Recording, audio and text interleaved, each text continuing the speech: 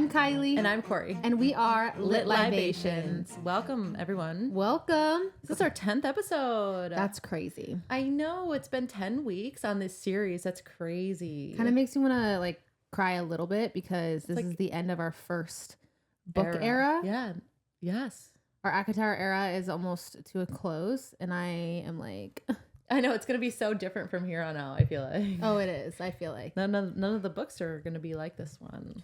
Yeah, but I am excited because I feel like there will be a point where we will revisit some SJM books. Oh, for sure. Throne of Glass is going to be a fucking trek. I don't know if we can do that. That's going to be hard. I would be down to do Crescent City, but I think Throne of Glass would be very difficult. There are how many books? 8. That's so many. And they just get thicker and thicker as they go. Like the last 3 are like that. She's listen, Sarah Damas is a trooper. She's an icon. She's the moment. But that would be hard to review on a podcast. Maybe down the road, but it definitely won't be anytime soon. Better at it. Yeah. I feel. But yeah, so we are going to cover bonus chapters, our final thoughts on the whole series, theories, and ships. And this will only be connected to ACOTAR. I have not read Throne of Glass or Crescent City. Throne of Glass or Crescent City. You have read... I'm on book 5 of Throne of Glass. No Crescent City, but I still don't see any connection. So I'm not... a lot of people that I talked to online did say, like, oh, all my theories that I threw out, they're like, well, you have to read the other books. You have to read the other books. So. Right. So just so you know, in the beginning, disclaimer, these are theories based off of just reading these series. Yeah. I get that they are connected, but... We have not read that, unfortunately, so... Yeah. And if you're like us, this is for you. I did my hair in style of Nesta. Oh my gosh, yeah, it looks so good. It was the hardest thing I've ever done in my entire existence. No, it wasn't. It was so good. It was really difficult though, and honestly, I will say that I do not understand Nesta wearing this hairstyle every single fucking day. She throws it up casually. That's insanity. No, that's not a thing. That's insane. I could never live in this world just specifically due to the hairstyles. That's so funny. Yeah. I don't understand how their hair looks so good all the time. They don't have styling equipment. Do you know what? Do it. Okay, so I was thinking about that. I was also thinking people that have curly hair and stuff like that. They don't seem to have curly hair products or things like that or frizzy, whatever. Just anything like that. And it's always good. It's always nice. Right? But then they're always going out with sopping wet hair. There have been so many times where Feyre's had wet hair and had to go do something with wet hair. I've never noticed. And I'm like, does their hair dry? Perfect. Yes. Just but also instantly. I'm just curious as how that works. It just air dries as she's walking. It's such a stupid thing to think about, but I'm just I would die in this world. That's I just couldn't live with my hair. Oh my gosh. Okay. Should we talk about the bonus chapters? We should talk about the bonus chapters. Okay, let's do that first because the ships are in the theories and stuff is going to be so fun. So let's get this out of the way. But it's still good. Yeah. So Faye Sand's bonus chapter is from Silver Flames. Yes. Both of these are from Silver Flames. But there's a third one. What? I found 3. I found 2. One from Azrael's perspective, one from Feyre and Rhys Sands. I found one with Nesta and Cassian from A Court of Mist and Fury. Ooh, I didn't know you didn't read it. Oh, okay. You'll have to explain that to me. So start with that one. Okay, let's start with that one. So it's from A Court of Mist and Fury. Oh, it's called Wings and Ember, and it's described in the link that I found as a deleted scene rather than a bonus chapter from A Court of Mist and Fury. Okay. Oh my gosh, I'm excited you haven't read it. I'm really excited about hearing about it. Well, it's interesting. Okay. So it takes place sometime before Rhys and Feyre are mated. Cassian is supposed to be delivering Rhys's letter to the human queens, which I guess only Nesta can do because he's up circling the estate. Yeah. Because he's afraid to go down because they had already met once. So he had clocked her. When he decides to land, Nesta opens the door and leads him in and up to her room, even though he's cloaked from view. So he's invisible, but she knows that he's there. And he does again notice her breasts and how big they are compared to her small frame. So my girl's got double D's is what they're saying. I don't get it. She's too little. I always picture her flat chested, to be honest. I also picture her maximum a B cup. Yeah. Which is interesting. Yeah. Interesting take. It is.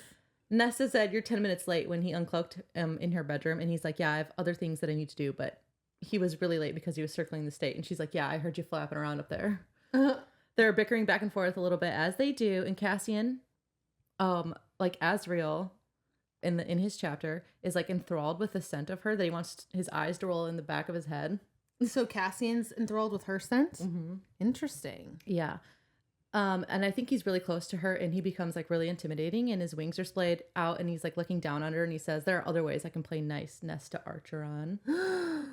And now it switches to Nesta's POV. So they've had this witty banter, like flirty banter for a long time. Yeah. She knows Cassian is dangerous, but is afraid that he'll see her too closely or something. And then she says, "If I wanted somebody pawing at me, I'd go ask one of the hounds." So she's like already being mean to him. Yeah. And then Cassian asks her out of the blue, and a tad bit out of character, if she's ever been with a male. He's like, "Have you ever been with a male?" And she does, which is crazy, right? It's a little weird. This is so weird to me. It feels like to me that maybe she went back and wrote them as if they were in Silver Flames, because like past this, and maybe it's because they're around other people or whatever, like maybe this is how they were just in secret. Yeah. But like I like will go back to the part where, you know, where she was wrapping his, you know, what's it called? His arm, his wrist, his oh yeah, sprained wrist, and then he just freaking ignores her for Moore as soon as Moore walked in. And so like it's weird to me. It is a weird dynamic. But so he asked her if you ever been with a male, and she wasn't sure how to answer, truth or lie. So she said, "Have you?" And he said, "I asked first." And then he's like, "Unless you prefer females," which is still like so annoying. Such an intrusive question. I know. But then Nesta knows what will get to him the most. And she said, "No, I have not slept with anybody, because by the time I came of age, it was just lowborn brutes and bastards. And why would I sell myself with the likes of them?" Which hits him like right in the cores of all of insecurities. Yeah. She sees that Cassian is hurt, but thinks about how Thomas Mandry almost sexually assaulted her when she broke up with him, and Cassian can sense like the shift in her feelings or whatever. And he's like, Who did it? And he threatened to go kill Thomas. And she's like, "Why? Like, you don't even know me." He's like, "Well, yeah, I do that for anybody." Nesta could sense that he could actually see all of Nesta when they first met. And she's mean to him because like she was afraid that maybe he could reveal her true self to the others, which is a little confusing of a feeling to have, Nesta. But this whole time they're like really, really close to each other, and there's a lot of tension, and she tilts her head back and reveals her neck to him. And I think he runs Nesta is enthralled, and Cassian licks her neck. And then she's like, "What the fuck kind of magic is this?" And like pushes him away. This feels so out of place. I know, it's so weird. I don't know how to put this chapter in. Like, I don't get this. I know, it's really weird. And she says, "No wonder my sister is entangled with all these high lords." And Cassian, okay, and then we like jump through Cassian's thoughts, and he's jealous of Azriel's affection towards Moore. And he slept with Moore that day because he was jealous that Azriel liked her. What? Wait, what? And Wait, now, because he liked Moore? And now he muses, I don't know. He says Moore somewhere between friend and lover, and he wouldn't even be comfortable telling her about Nesta. It's so confusing. I don't like that. I don't know if I like that chapter. I don't know either. They're bickering back and forth once again, and he says something that upsets her enough that she tries to knee him in the balls, but he's fast, so he catches her knee, and then he squeezes hard enough that it hurts. And he's touching her skirt, and he's like, "What's underneath all these skirts anyways?" Oh my God. It's major fuckboy vibes. Why does Sarah J. Maas write these extra chapters where they kind of suck? Because Azriel sucked in his chapter too. He did. She pretends to want to kiss him, and he's like, "Fuck yeah, this is all I've ever wanted. I love this." And then she knees him in the balls and connects. And then she promises to deliver the queen's the letter. And then that was the end. What the what? He's super fuckboy. Gobsmacked. I'm gobsmacked. I don't know what the fuck to think about that right now. I don't know either. I didn't get a lot out of it other than how Cassian was portrayed was kind of out of character. It seems very out of character to where they are, one, and two, yeah, just who he is. Like, fuckboy does not resonate with him at all. No. And then is that the way he flirts with women that he wants to be with? Because that would be an ick. Yeah, it's really weird. That'd be a huge ick for Mr. Cassian. Oh, so funny. I don't like that. Should we do Face Anne's next or Azriel's? Face Anne's. Okay. Because I think theirs is first. We should do it in order. Okay. Okay, it's Feyre's POV. Her and Reese are at the river house. Everyone had just left after Nesta had promised to try and find the trove. Feyre is feeling a little guilty because Elaine had fought with Nesta when Feyre had also deserved some of that negative attention, but she didn't get any. Feyre describes her and Elaine's relationship as being peaceful and amicable and considers her a pleasant companion. So like they're not even friends. Like No, that's what I they're thought not was so even close at interesting all. because Nesta's seeing them as like besties, Getting close. allies, whatever. And Feyre's like, She's like, okay. yeah. It's like, whatever. She kind of feels like the way most of the readers feel about Elaine. Yeah. She just doesn't do anything. Which is she so just gardens and funny. shit. Yeah. Yeah. I like how SJM acknowledges all of our feelings in these little snippets. I agree. They talk about Elaine and her confronting Nesta and how maybe she had been coddled so long, her innocent and people-pleasing persona just became her personality. But now, with time and safety, maybe we'll see a different side to her. Maybe she'll become interesting at last, as Nesta said. I think so. I think it's foreshadowing. Like whatever book comes next, she's gonna have a personality, I think. Something's gonna happen. Whatever she does, she just needs to stop being so passive. And I stand by that 10 toes down. Oh yeah, and I think we have seen snippets of her being less passive. Yeah, but I just don't understand. Like, she has the power to say, hey, I see Nesta's training. Maybe I should train. Yeah. My powers, my body, yeah, my why is no anything. one concerned about her powers? She had to go like dust off her powers in the last book, didn't she? Because she's not using. That's interesting. Like, I get that, like, care. Not everyone needs to fight, but the thing is this position that she is in, she absolutely has to. It's important. Yeah, she absolutely you need to be able to defend yourself at the very least. Yeah. They talk about how overprotective Reese has been since they got pregnant. And he's like, wait till Moore knows she's going to be even more overprotective, whatever that's supposed to mean. Whatever. She's going to be super protective of this baby. Yeah. Feyre asks him why he's been so moody lately, because that's what Cassian had told her, even though she has not seen that from him at all, of course. And he ignores her and just plays with her nipples. And she thinks about when they discovered she was pregnant. She had a lengthy nightmare, went to go paint it out. And when Reese came to get her, he could smell that she was pregnant. So it had happened in those hours. His excuse, though, for being moody is Wait. You have to explain how he dropped to his knees. No. He like walked in. He walked in, he dropped to his knees, and he was like, baby. And she silly. runs over, and she like didn't hear him at first, and he is sobbing. And she's like, what? Baby. And then they fuck. In the middle of the paint studio. Oh, I forgot. I don't know. Maybe I left that out for a reason. I don't know. Oh, yeah. No, for sure. I remember that vividly. That's funny. But his excuse for being moody is that he doesn't get any sleep because Feyre is so horny that they just fuck all the time. He's like, I'm moody because I can't sleep because you're always jumping my bones. That's a legit pregnancy symptom. That's funny. Feyre looks at her death bargain with Reese as something sweet and hopes that her child can find love like that. It's not sweet. Yeah. Later. That's definitely toxic. Yeah. Moore still doesn't know about the pregnancy, even though everyone else does. And Feyre says that she is like a sister, even more so than her own sisters. Yeah, that doesn't shock me. Whatever. They decide the next time she's there, they're going to wear t-shirts that say, welcome home, Auntie Moore, baby Nick's coming soon, and see if she notices. Just kidding. I was like, wait, where did that? Yeah. She's going to drop the shield so like she can smell her. I love See how long it takes. The smelling thing is crazy, but it's great. You're pregnant. I smell something weird. That would be so weird. That would suck, honestly. I would hate that. And Feyre thinks, oh man, I wish I had a way to capture her face in that moment. Like she doesn't paint everyone's important moments for all of her friends all of the time. For Christmas, so she doesn't have to buy anything for them. 100% of her solstice gifts. They talk about what they're going to name the baby. And Feyre was like, well, your family name, talking about Reese Anne's. And he's like, let's not talk about my family name. So I feel like that's going to come into play later too. It fucking better. It's got to. And he's like, what about naming the baby after your father? And I was like, oh my God, we're going to learn father's name after all this time. We've been talking shit for in the 9 bonus episodes. Chapter. I would have died. For sure. Oh my gosh. But we don't. We move on from that. Feyre's like, no, maybe his middle name, but not the first name, because it's going to be Nyx. End. Yeah. Do you like that name or do you hate that name? I don't mind it. I don't care. I don't mind it. Doesn't it mean like night? Yeah, I think so. It's cute. It's fine. I mean, her name's Feyre. His name is Rhysand. So I feel like Nyx fits. Yeah, it definitely fits. Well, I don't know what else. I can't think of like a single thing that would be. It just feels like like the kid's gonna grow up to be a fuckboy. I just don't. Yeah. I just they don't. Will. Night, I don't know. I hope that Night. kid grows up to be evil. I would love that. How cool would that be? He might be, because Reese has said before, like, his friends and family or whatever, the only thing that kept him from, like, his evil side coming out or whatever.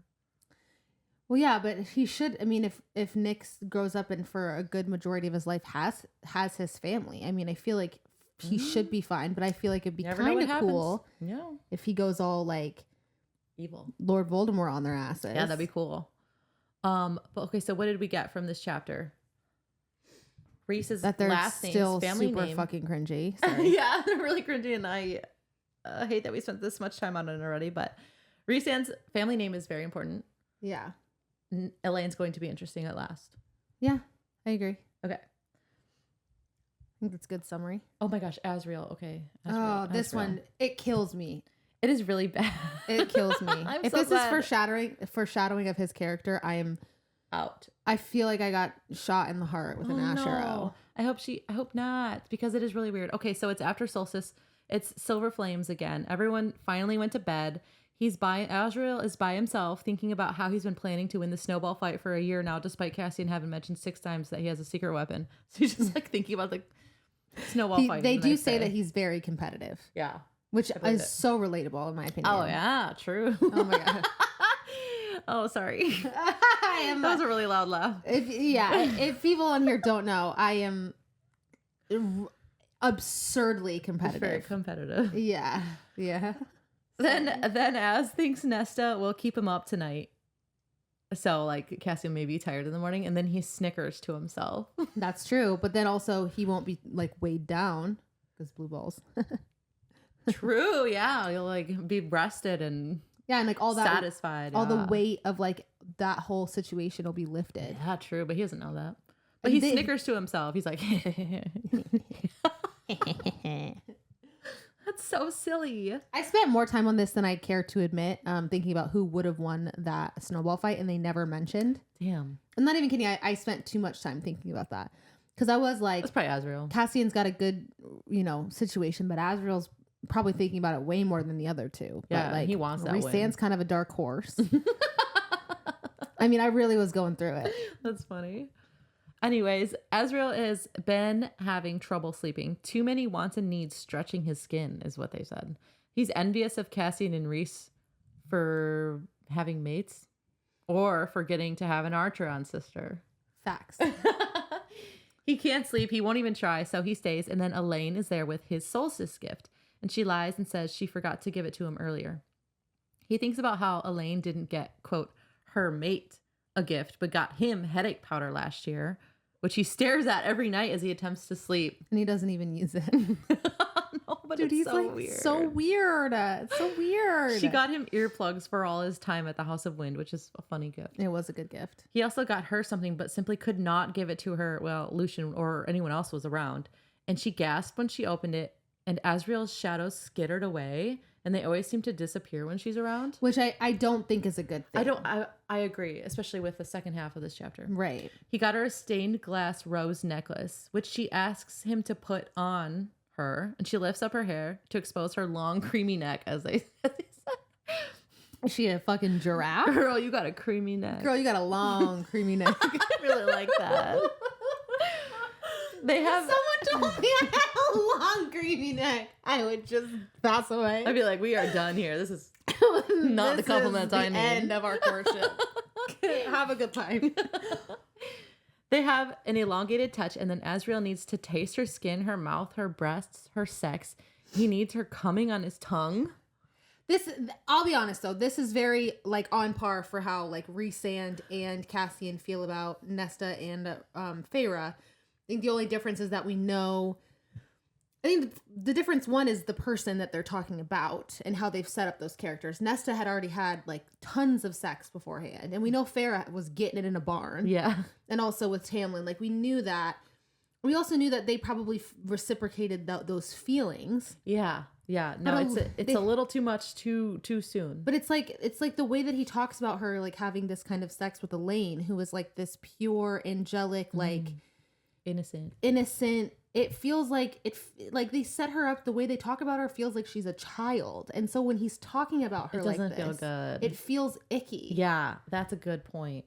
And that to me honestly is more of a criticism to SJM, because It's no not offense, who but Elaine like is. Elaine is a grown adult, and the Right. way that she's talked about, the way that really sets her up like she's childlike. Ugh, I hate it. I do too.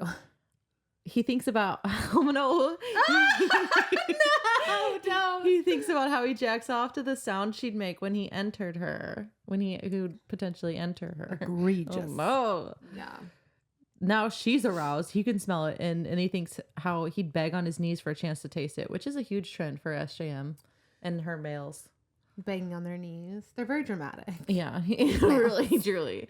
He's about to kiss her, and she definitely wants it. And then Reese pops in, mind to mind, and he's watching from the top of the stairs, and he says, "My office now." This is a crazy interaction as well. Okay, let me just before I you want say to know anything. your thoughts too. So he on pulls it. back and says, "This is a mistake." And Elaine is hurt and confused and says, "I'm sorry." And he's like, No, I'm sorry. Don't be sorry. It's me." And then, so in his office, Reese chides him for being so brazen with Elaine, where her mate could possibly see. And Az only says, "What if the cauldron was wrong?" And Reese is like, "What about more that you've been pining after for 500 years?" And he ignores him. And also, the cauldron being wrong. Isn't- Come on, Azriel. Get it together. It just feels so desperate. It does. Az ignores him and says something about Reese and Az getting to have an Archeron, or Reese and Cassian getting to have an Archeron sister, but not him. Yeah. Reese says, "You think you deserve to be her mate? Lucian isn't good enough." And he says, "Lucian isn't good enough for her anyway. Plus, she's not even interested." And he's like, "So your plan is to seduce her away from him?" And he said he hasn't thought that far. Reese orders him to stay away. And Az says, "Hey, you can't do that." But Reese is worried about Lucian's right to invoke the blood duel, which if that's got to come into play sometime. Yeah, because I feel like if it were to come and play at some point, then It won't it wouldn't be in a bonus chapter. And like some of these I take with a grain for of sure. sand, because like they would, if they were this important, they would would've be been in the mentioned book. elsewhere. Yeah. But maybe it will. I don't think it'll be between Az and Lucian, but maybe it will. Yeah. But it's an autumn court tradition, which is a battle to the death, even though he wanted to invoke it when he found Moore all those years ago. And he would have, but those are Moore's kills, so you can't do that. But if that happens and Azrael would inevitably win, then it would ruin their alliance with the Autumn Court and with Vassa and Jurian. So I don't think that would, if that happens, like, I'm done. Yeah. No, I don't disagree. Lucian would die because of that. That's so stupid. No, that would be really stupid. It would. I also don't think that Lucian would invoke the blood duel. I think that she set Lucian up to be a character that would accept whatever Her Elaine, denial. Yeah. Yeah, whatever Elaine wanted. Yeah. I mean, For sure. Yeah, this is really weird. It's just them not having a grasp on the people around them, their intentions and stuff, like social awareness, I feel like. Yeah, but I do think that it is, listen, okay, I have an opinion about this. Should I finish? Continue, yeah. Okay. He says, if you have to fuck someone, go pay for it at a pleasure hall. Okay, he doesn't have to pay for it, but like that's fair. That is okay. Yeah, If he wants to go have sex, elsewhere. go find it elsewhere. He doesn't need to pay for it. Which is a crazy thing to say. That's an insult. Come on. Like, Jesus Christ. And then Reese threatens him. He says, "If I find you panting after her again, I'll make you regret it." Oh, then he says, "Get out." And then Azrael does, and he sulks away, and he flies up to the House of Wind, which he's only been staying up there to avoid Elaine. And then he goes to the fighting ring to work out his rage and frustration. Should I keep going or talk about it?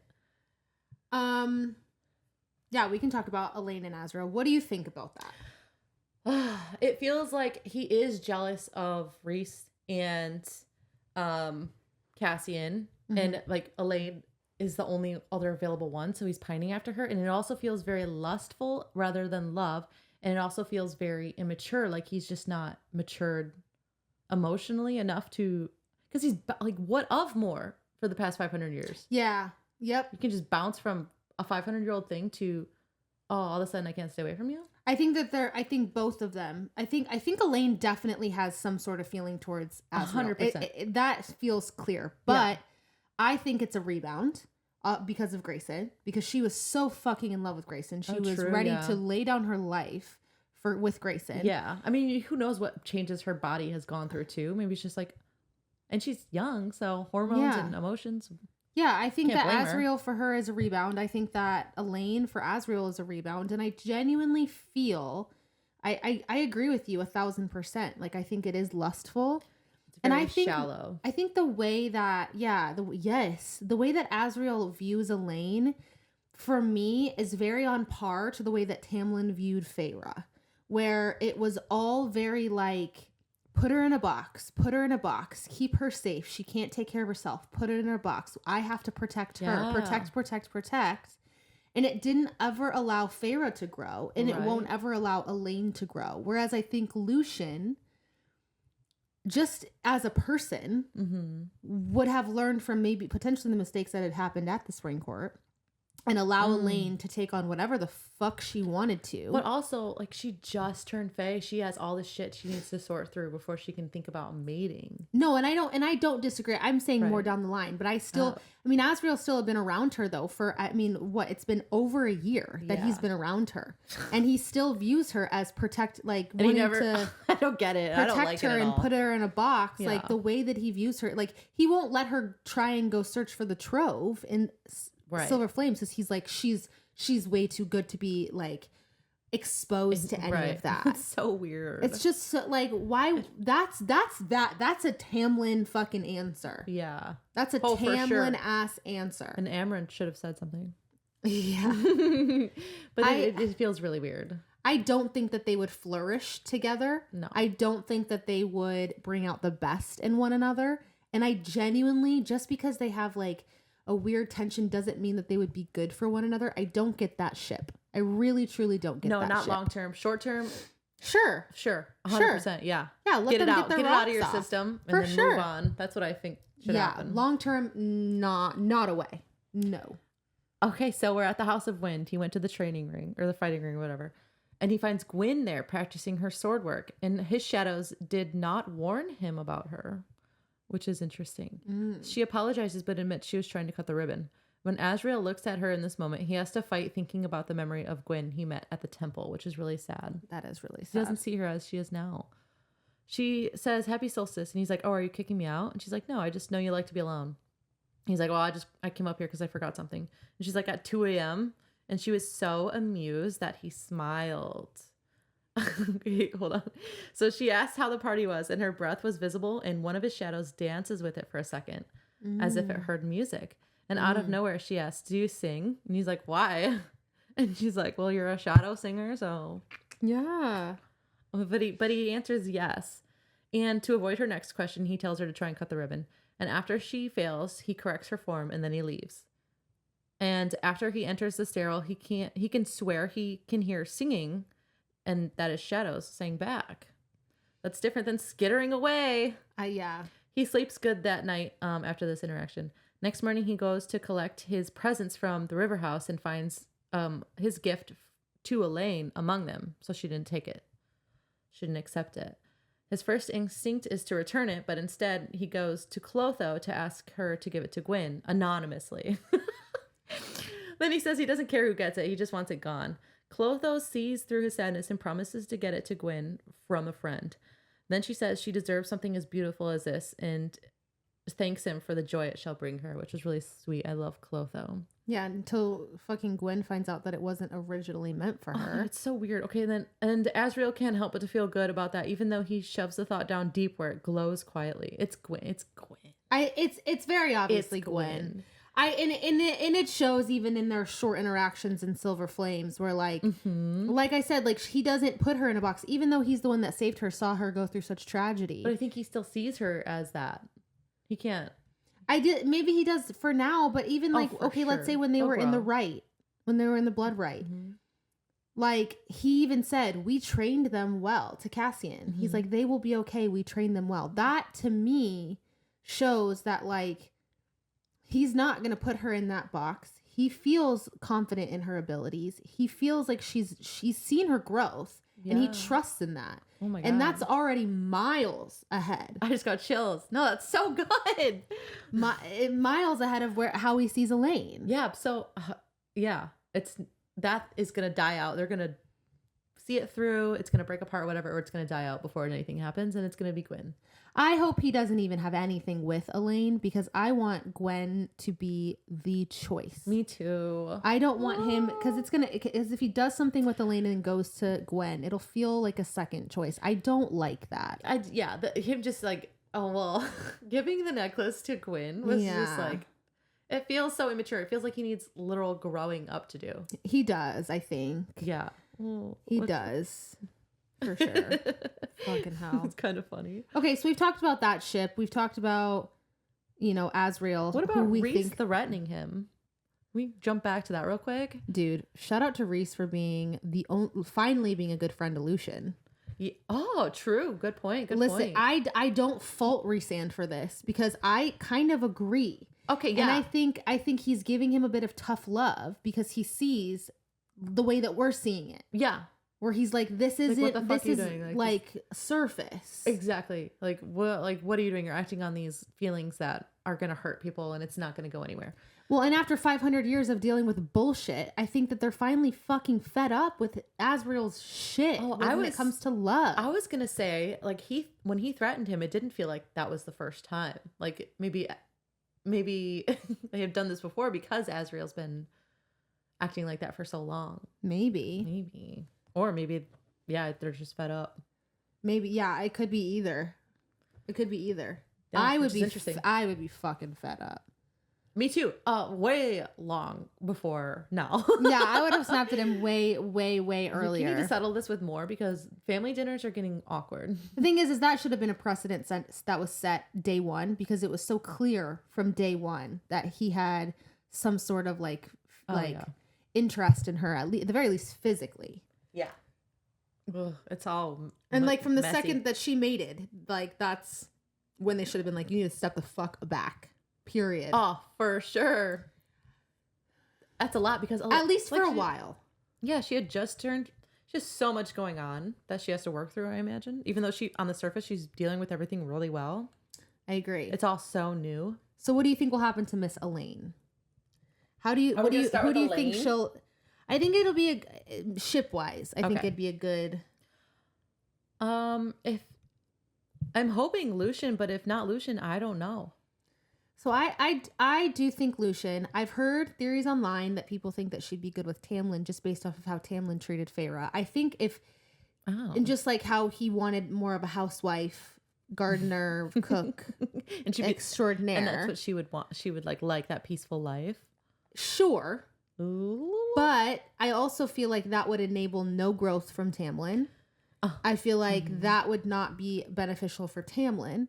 And if we're looking at a relationship where two people could flourish and grow, I think the only answer would be Lucian. And also think Lucian.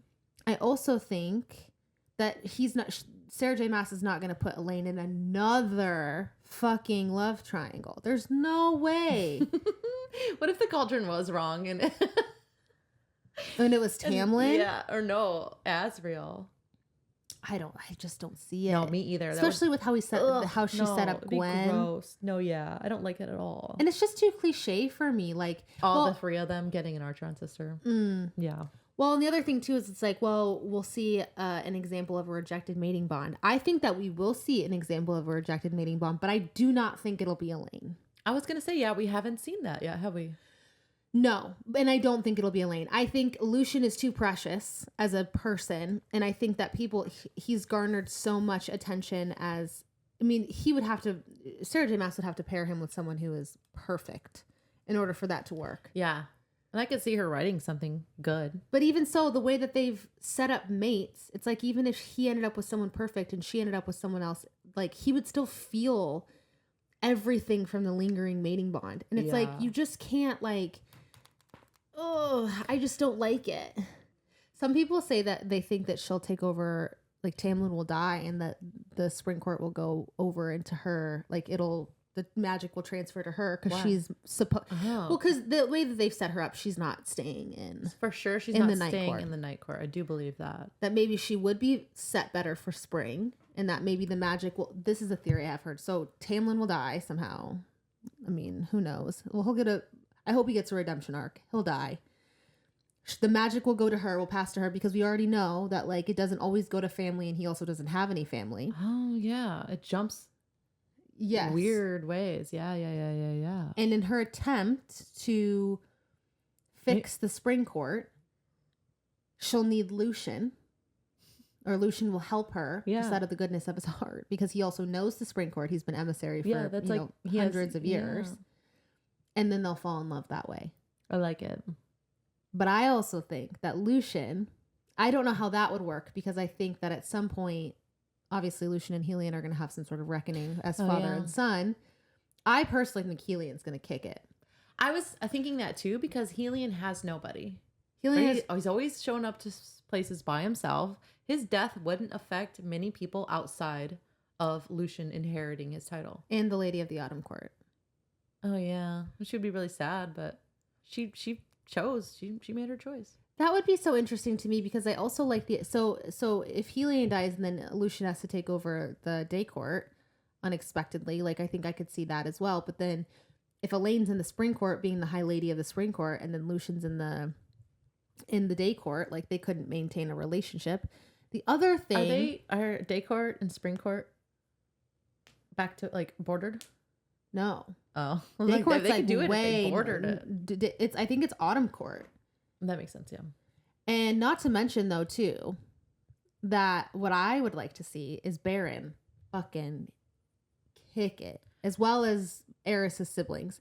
Eris inherits the Autumn Court, and then the Lady of the Autumn Court goes to be with her true love and mate Helion.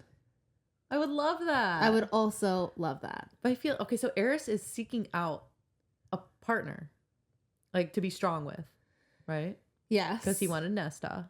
Yeah. So if all his brothers and Baron died, he would just be him.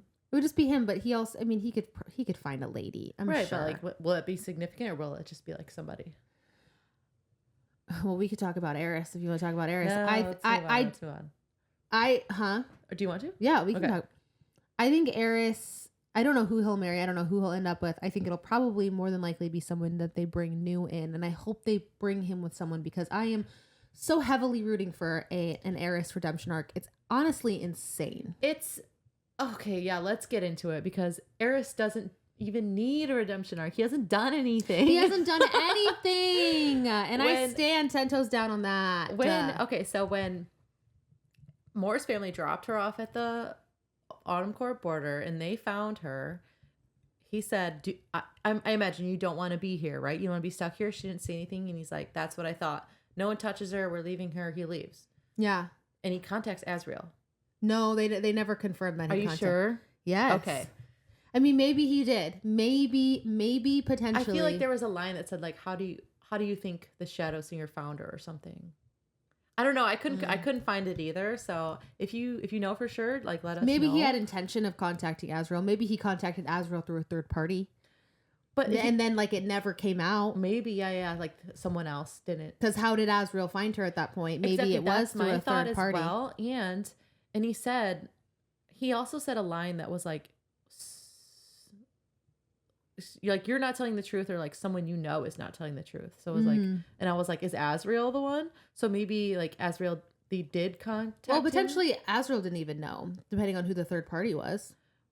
Right. Well, we don't know. So that's true. It's fun to speculate. No, I like that. I like the idea that like he contacted as soon as he could, or like whatever happened, and maybe like through time and whatever, just they weren't able to get there till a couple days later. But that was never his intention. Okay, so if he did contact somebody, he didn't do anything. He did everything in Moore's favor. Everything.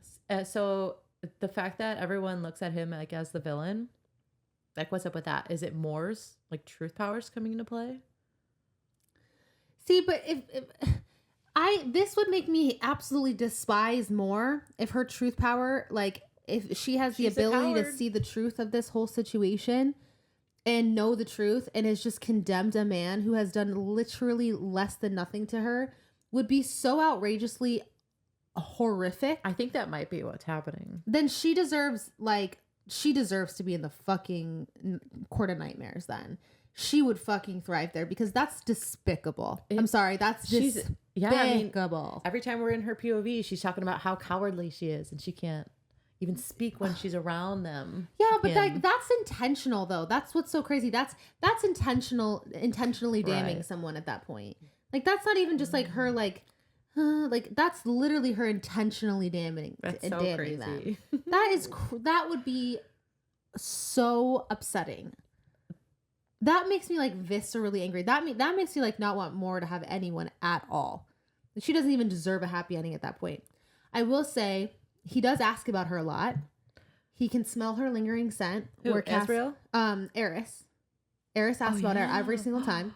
He can smell her lingering scent when they were speaking with Jury and Vasa when Cassian's there. He's like, I don't even know how he's able to smell her, but he was able to smell her. Yeah, he's like, where's more? I think they're mates. That's what I heard too. I was just gonna say that they could be mates. I think they're mates. Rejected or never. And she rejected the bond. Okay. Well, yeah. I mean, I think maybe it's just been lingering. And then and he would rather and that would make him just like in my eyes the best thing since sliced bread, because if he knew that they were mates, knew that she would reject the bond and let her go, he's better than Rhysand in my book. That's a lot. Okay, just kidding. He's on par with Rhysand because Rhysand was also willing to do the same thing. But my point is like definitely a good dude. Yeah. Oh, for sure. I see it 100%. I have nothing bad to say about Eris. He's a little mean, but he has this front that he has to keep up with his brothers and his dad in order to survive. Yes, and because he also said that one time when he went to go warn Lucian about like them coming after him. Mm-hmm. That was the first and only time he had ever defied his father, and he paid a price for that, so he never did it again. Oh. Yeah, and he gets like continuously beaten. Right. Tortured really by his own fucking family. Yeah. I love Eris. Dude, Eris is the best. So I want to talk about a little bit more about Mor. Do you have a theory on this? So her name is the Morrigan, which is in Irish folklore. The Morrigan. She is associated with war and fate. This is interesting, and I don't think it'll come into play. She's a shapeshifter and most commonly shifts into a raven or a crow, depending on the source. The Morrigan encourages warriors to do brave deeds and strikes fear into their enemies, which I think she does. I agree. Yeah. There's many mentions of her being a triple goddess, which it was unclear like what exactly that meant. There were many goddesses mentioned, and it seemed like all those other goddesses were the same. It was a little confusing, so maybe she like plays different roles. I don't know. Yeah. It says she was the wife to the Dagda, which sounded like Daglin, so I included it. The Dagda is an important god in Irish mythology and is portrayed as a father figure, king, and druid. And he is associated with fertility, agriculture, manliness, and strength, as well as magic, druidity, and wisdom. I just included that because it sounded like Daglin, so maybe the Daglin are related to that. Yeah. Ooh. Someone on Facebook said, I'm convinced her power of truth is the power to make other people believe she's telling them the truth, even when it's obvious she's not. And then, interesting. Yeah. And then it says, because like, why would Asriel, a spy master who literally commands shadows, not know she was into girls, especially since she's had girlfriends before? Yeah. And everybody continued to hate Eris, even though it's clear things didn't go down the way she said. Which that would make sense. That's incredibly interesting, actually. I don't hate that. Okay, but also she tried to convince the queens of the truth of like Rhysand, and she's like, I'm the Morrigan, hear my truth, you know me. And they're like, ugh. The thing is, I think they knew the truth. I just don't think they give a shit about the truth. Do you know what I'm saying? Because like in that situation, I feel like they knew the truth, but their whole goal was to get in the cauldron and be turned into fae. Okay, yeah. And that's what the King of Highburn was offering. And maybe that truth went against their I just think that goals. Motive, like both things can be true, but like if it's not in line with what your end goal is, then like it doesn't matter. They don't care. Got it. Interesting. That would be really interesting. Yeah. That's all I have on Mor. Yeah, I think Mor will end up with Emery. If she can stay on a path of good and not have an evil villain arc. Right, because I do love Emery and I don't want anything bad to happen to her. Yeah, it's very clear that they've got something. Emery's attracted to her. Yeah. But was there any interactions about Mor in Emery? I don't even think there was any interactions of them speaking to one another. Yeah, she was just blushed at her. Yeah. But I don't hate that though. I don't hate that. Like, at least there's someone in the mix. Whereas like Eris doesn't have anyone in the mix. Like, Right. Where's my man? Where is my man's person? Okay. He deserves better. He deserves better. Some people like ship him and Azriel, and maybe Eris is gay. I don't know. Right. I have no idea.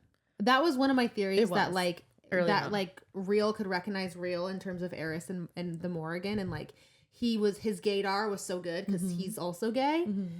So I think that's a possibility. However, it's so blatantly clear to me that like Azriel is like very much not gay. Yeah. Maybe he's bisexual. I guess I don't know. I mean, I don't think so. if you're an immortal, like you've got to be a little bit bisexual. Yeah. Like you've got to be a little bicurious. I could see that. But I don't, with how much he is like almost obsessed with females. Yeah, he there's has no way. Micro obsessions. Yeah. Something, I don't know. There's no way his lifelong partner would be a male. There's I just don't see it in his like whole vibe. I agree.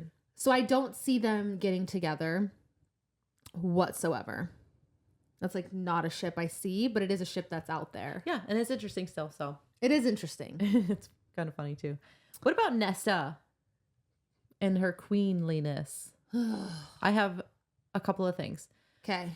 So maybe she will command the court, like the 8th court where the prison is, because they said it was like, so maybe they'll like. That's good. So they said, it was a court that it used to be a court, and it's just not anymore. So maybe they'll reestablish it, and she'll be. So what's interesting about that though is because all of the creatures are trapped there. From what I've heard, it's kind of made the land barren. Oh, maybe Elaine will come with her spring powers. Oh my god! Maybe. Well, she doesn't have spring powers. She just is a seer. She might. She could plant. Yeah. She could just plant everywhere. Yeah. Oh. I actually wouldn't. I actually would I would dig that. I mean, I like that. I just think that would be a hurdle to hoop over. Yeah. If she like ruled over the land with the prison with the prison, but then also established a court within this like prison land because there's whatever. Yeah. I think that'd be very interesting. I love that. That would be a good one. Someone said, I heard this a couple times, maybe over the Court of Nightmares, but I don't like that. Ooh. I wouldn't want to do I that. actually don't hate that, only because I could see her like over a long period of time creating change within it where Rhysand has never, ever, ever once done ever. More has... Literally. Moore has not cared enough to like she just presides over it and lets them do whatever, but I could see her going in there and slowly creating change. And it also keeps Cassian in the Night Court where I think he belongs. Yeah. So I actually don't hate that. Okay. My last one, I don't like it because my last one is my favorite. She's the queen of Illyria. How can you be a queen of something that's not your land? Well, Cassian, she's made it to Cassian. It's his lands. But it's not his lands either, though. It's all Rhysand's. All of that is Rhysand's land. Well, maybe he could give it to them. Maybe. Oh, and then they did mention that Illyria needs more like overseeing, but they don't have time for that right now. Yeah. And they need more control. And I think Cassian obviously has always had this vision of like how the women are treated and stuff. So they could focus on that. And then Nesta would obviously be there with her Valkyries. I could 100% see Rhys saying, hey, you're going to preside with Cassian over Illyria in the Valkyries. I do not think for even half a second that Rhys is giving up any of his territory to allow Nesta to be a queen of anything within his territory. I can't see that happening within 3 billion years. He's been really nice to her after Silver Flames, after saving their baby. Yeah, but there's a difference. It could be a lapse in judgment, maybe. But there's a difference between like giving gifts and like giving part of your power, your territory. But where I think that he's gonna try and become king of all of Prithian. Okay, let's say he does that. He's got a lot on his plate. Now he has Nesta and Cassian to take over Illyria. He doesn't have to think about that anymore. I think that he'll have them take over Illyria, but having her be queen is absolutely. I just cannot see it happen. Details. No, for sure. I am curious because the queen title is very interesting to me. If she were to become a true king or queen, I do not think it'll be anywhere in Prithian. There was some other theories from the other books that people were spoiling for me that seemed that plausible. she'd be in another world? No, like, I'm no, nothing confused. like that. Well, I can't want to say anything, but there was mention. It might have to do with like another court popping up, but then she wouldn't be like queen. She would just be high lady. That's where I'm kind of confused too. It is interesting. I don't know. It is interesting that they keep saying the queen title because I just don't see Cassian leaving the Night Court. But I don't know. Maybe he does, or Illyria. Like I just don't see that happening at all. No.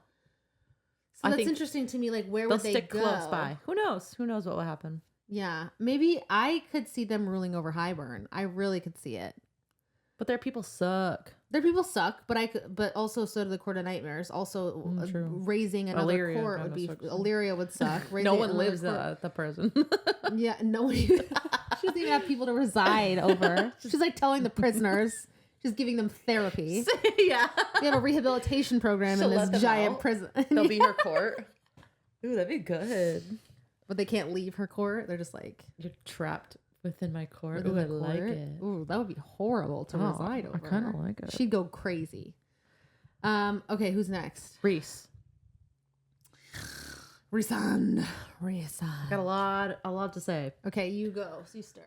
Okay, I had a thought that maybe he's derived from the last High King that Prithian had. Okay.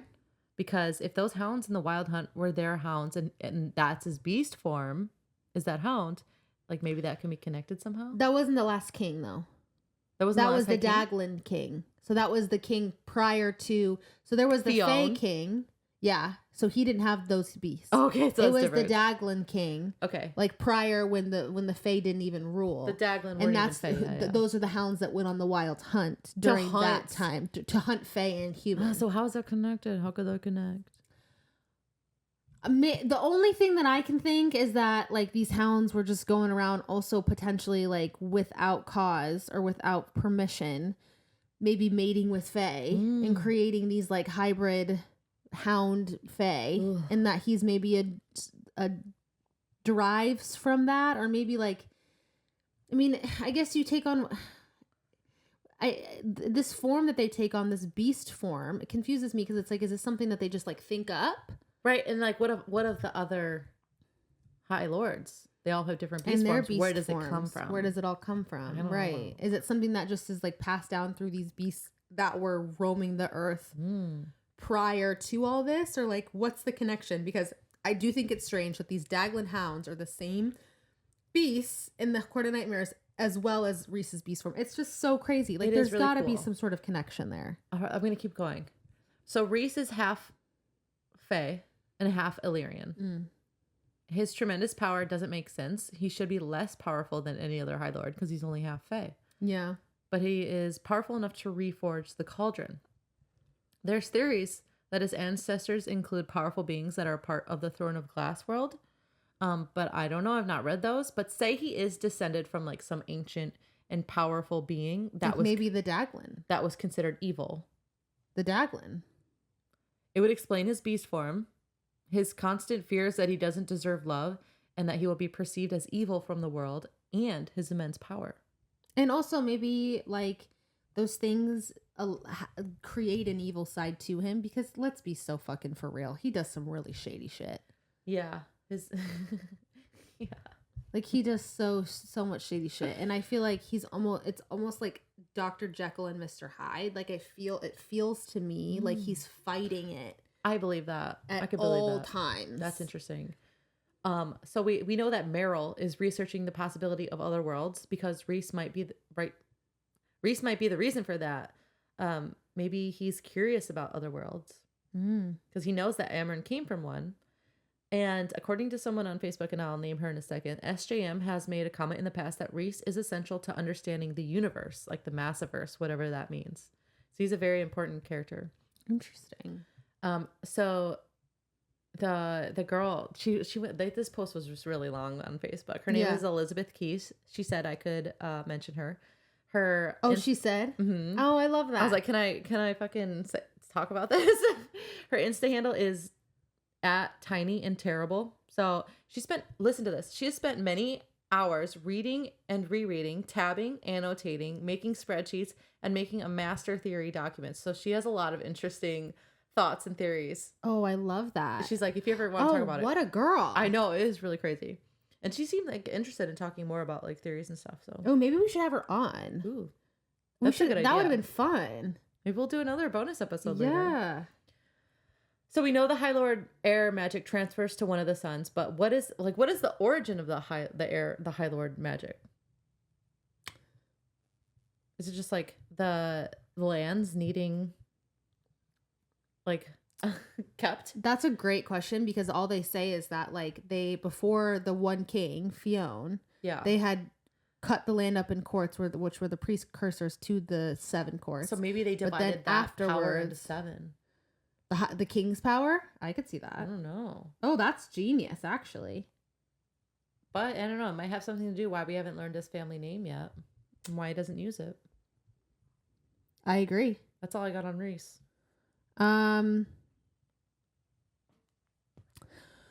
He's important though. There are so many theories out there that he will have an evil, like a villain arc. And or that he is always been the villain. I feel like he has some evil inside him that he's fighting all the time, as you said, but I don't think he's going to go evil. It'll be interesting to kind of see. I definitely think there potentially could have been evil things that he's done that, like, if Farah finds out, that she would be tripped out about. I can believe that. Potentially, maybe even connected to. It is so fishy to me. I've heard someone say like this before, is like he'll say like, oh, I only know certain things about this, but then he'll like all of a sudden have this extensive knowledge within, like, when they talk about the what was it called, when they have all the beasts, what is that we were just talking about? Kellenmai? No, where they have all the beasts like roam around. What is that called? The Wild Hunt? The Wild Hunt. When they talk about the Wild Hunt, he was like, "Oh, I thought that was only legend. Like I've and only then he heard grabs about a book it and he's sparingly." like, and then he knows exactly what book to pluck. He's talking about it off the cuff. Like, what the fuck? He knows he's been taught the language of the Kelpie. He's been taught the language of the Kelpie. Whatever his ancient thing is in his mind, he knows the language of the Kelpie off the cuff. There's no fucking way he's been taught the language of the Kelpie. What? That's crazy. He's old. He's 500 years old. The Kelpie are 15,000 years old. They were kept in the middle like 10,000 years ago. He's not nearly old enough to know the language of the Kelpie. Not nearly. Part Kelpie?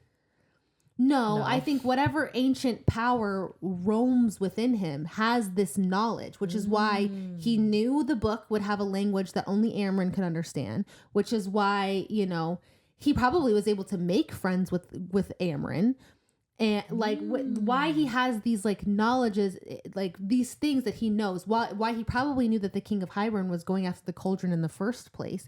Just like he seems to know things before they happen, like way before they happen. He seems to have these crazy history plot points that like no one fucking knows, and he just happens to know off the cuff. And I think it has something to do with like world walking, because he's so interested in other worlds, and so maybe he has just like a greater understanding of other worlds, and so that means he has a greater understanding of his own world.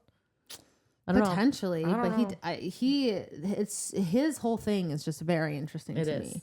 I can't wait to dive into whoever the fuck Rhysand is, and right now I keep him at an arm's distance because I don't know what the fuck that man's trying to do, but it stresses me out. I don't think he'll be evil. Well, the other thing too is like he doesn't ever use even close to the extent of his power ever. Right, except to reforge the cauldron. That's the only time. You're telling me that in the war with Hybern, he probably couldn't have just fucking killed at least half their army? Missed everybody. Come on. Missed everybody. Come on. And I think he's trying to hide it for some reason. Okay, but that part is... I hope it's not just an inconsistency and there's something else behind it. Yeah. I don't know. It just is very interesting to me. It is. Should we talk about Elaine's potential villain arc? Yeah, you go first and then I'll shock you. So people think that Elaine online, I can't remember. This has been posted on a ACOTAR shit post. Facebook group? Yeah, Facebook group. And people think that she's going to take a villain arc, and here are the plot points. Here's why this makes sense. Okay. The cauldron is described as a thing of great and terrible. Emphasis on the word terrible power. And it purred in Elaine's presence. We usually see people in the series purring when they're talking to a current or future lover. Reese constantly purring at Feyre, Cassian and Nesta, etc. Why did the cauldron likes Elaine so much? Everyone likes Elaine so much. Yeah. Did it see someone who was easy to manipulate or someone who is dark and powerful and just hides it really well? Cassian doesn't trust her, or at least finds her behavior a little suspicious in Silver Flames. Okay. As a fandom, we kind of pass Cassian off as a himbo. Yes. Which is unfair. Which is also kind of fair. It's fair, it's not fair. But it's unfair. A lot of things. But he's the general of the strongest army in the world. He's not just hot and dumb. Right. He obviously reads books and stuff. He's got a cunning mind and he doesn't believe she's really getting up early and gardening. Right. Or whatever the fuck she's doing. Granted, this could be because she just wanted to get away from Azriel, but it's added to the other suspicions. Because obviously Elaine is kind of a little bit weary about the Azriel thing. Yeah. Too. But anyways.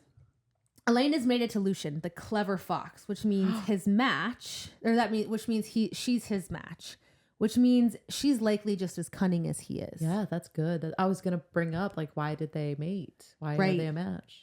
Although we haven't seen any cunningness from Lucian right. Whatsoever. Yeah. He's just this giant. He's how I would describe. A German or not a German Shepherd, a golden retriever. Yeah, golden retriever husband. yeah. Where he's just wagging his tail.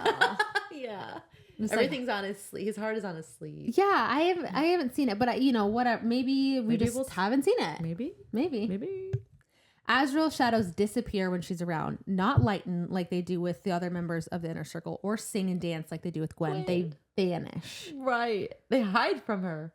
Literally, they're scared of her. Oh, they're afraid to be in her presence. That's weird. Do you think it's because she's a seer and they're trying to hide from being seen because they're the ones that spy?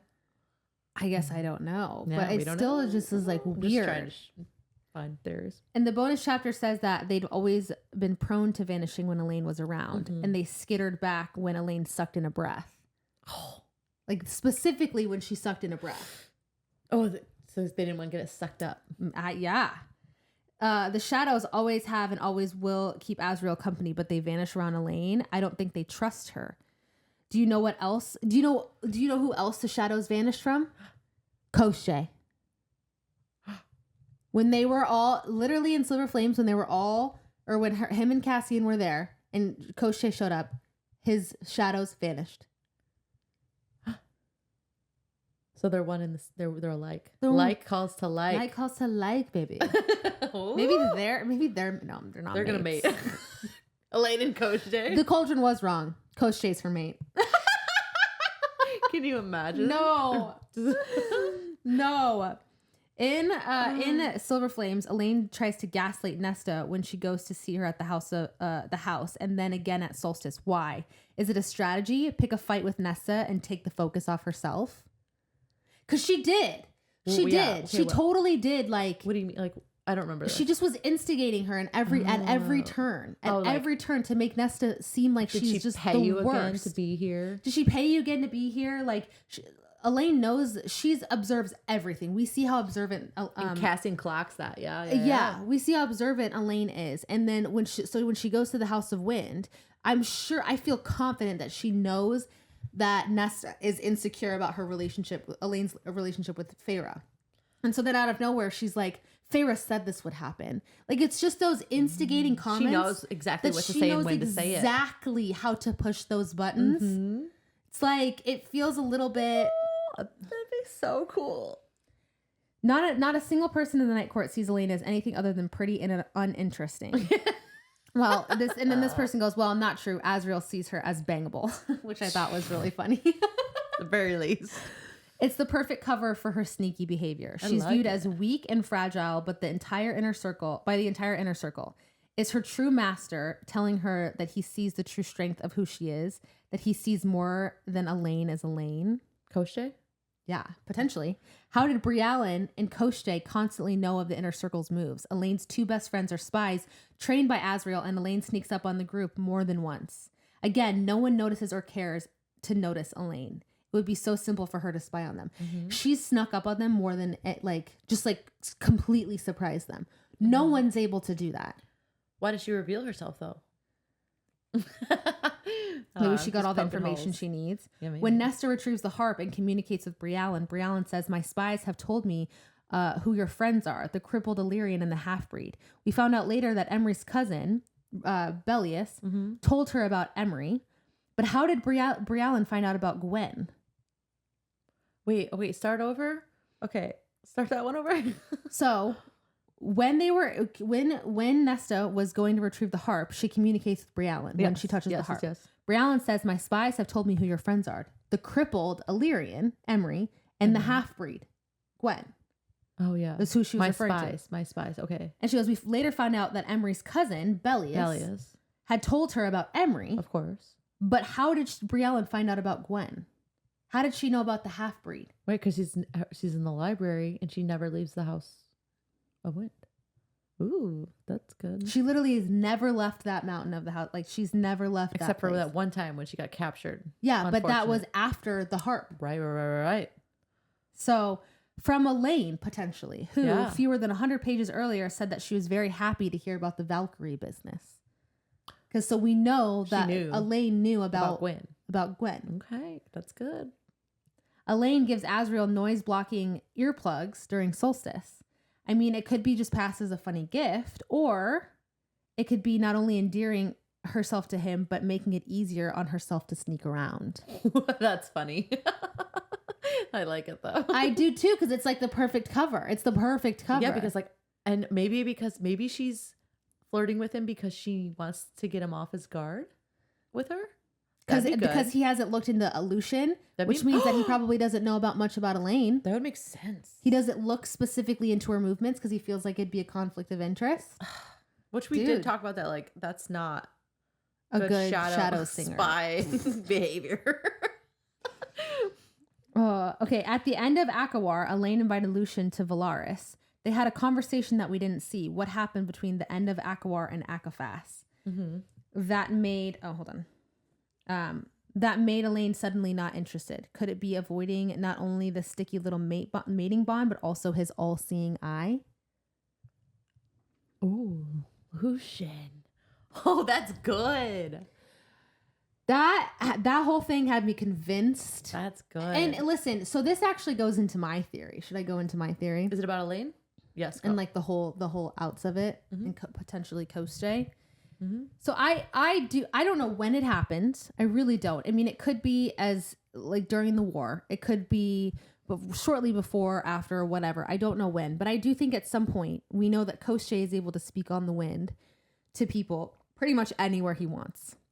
Yeah. I think it's possible that he has been speaking to Elaine, slowly but surely converting her to his side. Okay. I like it. Potentially creating a spy in her where he knows the movements of the inner circle. I think Koste has a specific interest in the Night Court and the Inner Circle for a couple reasons. One, because they're obviously the most powerful court probably in the world. History. In the history of, honestly, probably not just Prithian, but the entirety of the world. I mean, they have so many extremely powerful weapons. It's honestly disgusting. Also, Moore is Rhys's third. Mm-hmm. So if everyone else is dead, then like if Cassian and Azrael die, then Moore comes in to like clean ship. So her power, I think, is maybe not underestimated or underrated, but we don't know the extent of her power yet. I don't disagree. Yeah, so that's interesting. I don't disagree at all. So I think they're powerful. I think this could have been a potential plan that was worked out prior to, because I actually think that that's the reason. I just came up with this off the cuff. Oh, but I think that could be the reason why he even made a bargain with Father Archeron. What? To release Vasa for the war. I think that was a long-term plan of his. To release Vasa. Do you think it was to weaken the Night Court? Not to weaken, that doesn't make sense. Not to weaken the Night Court, but to make it so potentially could have been a double bargain where he specifically wanted Father Archeron dead so that he'd have to collect a debt in whatever fashion that he wanted, but agreed to allow Vasa to go, knowing potentially that Father Archeron could die or that she wouldn't come back. So that way he'd have to get something from the inner circle. So I heard a theory about that maybe Papa Archeron bargained his life to get Vasa because he knew Vasa would win the war or was hoping that. And then Koschei's, what he got out of that was them taking Hybern out and getting Hybern out of his way.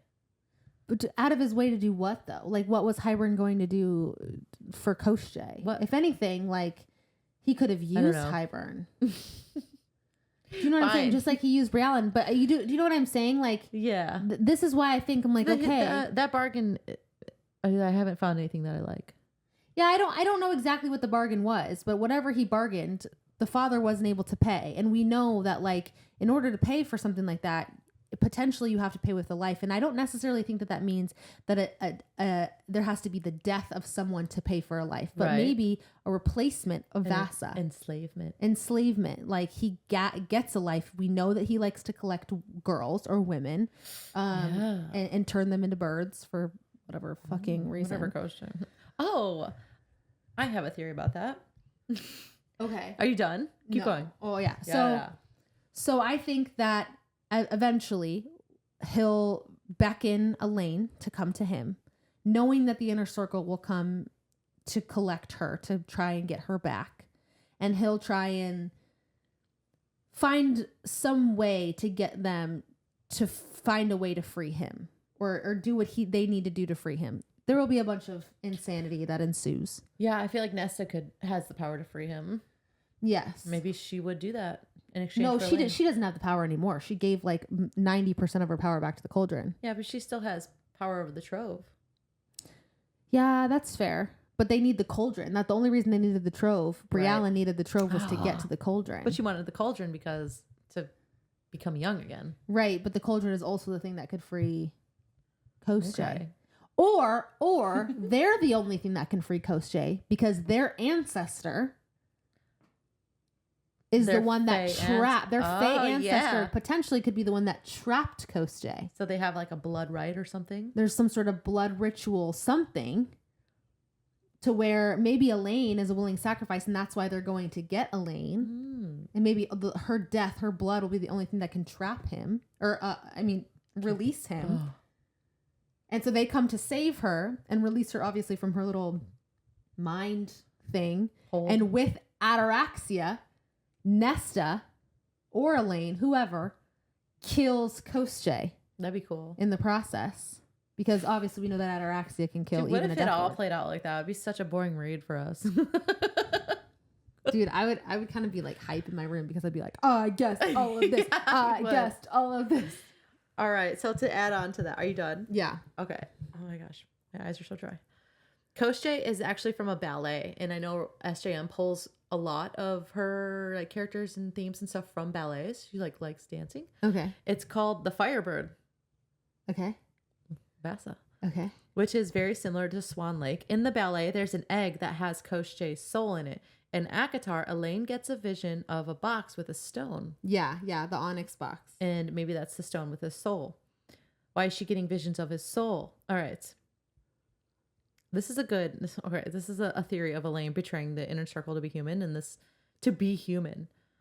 After Nesta tells Briallen that she'll never get the trove if she kills her, Briallen says there are others in your court that are as delusional as you are. They'll get it for me one way or another with the right incentive. Elaine is mourning her human life. We hear it over and over again. The cauldron lured her out of safety and into her enemy's camp by portraying itself as Grayson, telling her that he'd come for her and that he found a way to undo what had been done. Yeah. So maybe Elaine was asking Amren at one point about her transformation into High Fae. And Amren's like, you can never go back, girl. You can never go back, girl, to being human. And Elaine is like, I don't know what you're talking about. But it's like. Yep. I remember that. I actually remember that very good. Yeah. So totally. I think maybe Elaine would like answer to Koschei's calls because he could be like, I can turn you human again. 100%. Yeah. I agree. I never thought about that. Which, like, what's so special about being fucking human? Right. And like, Grayson's a dickhead. What do you have left in the human world? I mean, especially being after being Faye for this long, like, it's gonna be so much better. Oh. But Coast J, okay, so, okay,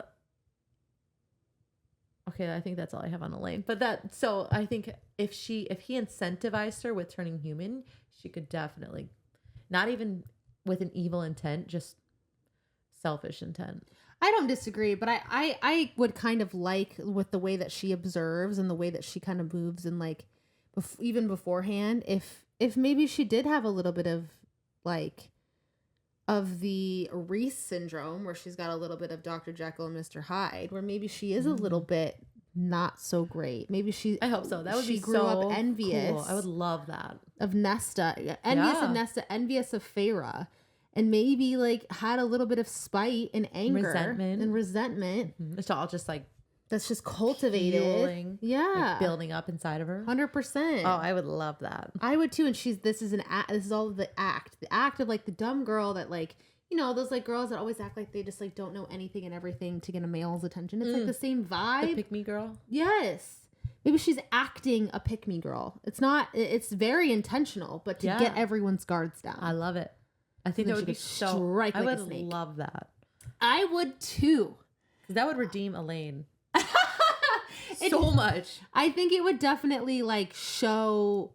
I definitely feel like it would give her an interesting arc. I really and like a purpose because so far she really hasn't brought a lot to the table.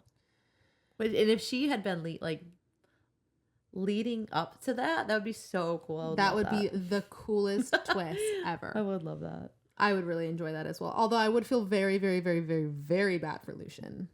Because I do still kind of ship her and Lucian. Yeah, true. Well, I mean, I don't think... Yeah, true. I don't know. That's tough.